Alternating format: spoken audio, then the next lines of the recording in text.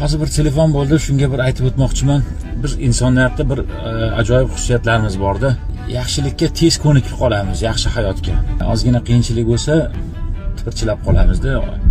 Shu bitta kompaniyaga ishga keladiganda hamma narsaga tayyor bo'lamiz. Aka, lejba ishga oling, sabisenda katta va'dalar, men ishlashim kerak, u bu. Keyin ishga kelganimizdan keyin atrofimizdagilarni boshqalarni ko'rib, bunga bunaqa sharoit ekan, bunda bunaqa ekan, men ham ishimni almashtiring, men bu yoqda bo'lmayapti, boshlanadi.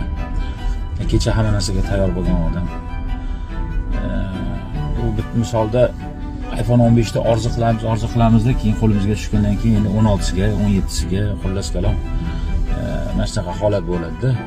Mana shu Koreyaga kelgan oddiy misol talaba ukalarimiz ham O'zbekistonda bo'lganlarda lejbi shu o'qishga kirishda orzu qilganlar. Lejbi Koreyaga viza olsam, kelsam, shu talaba bo'lsam bo'ldi deydi.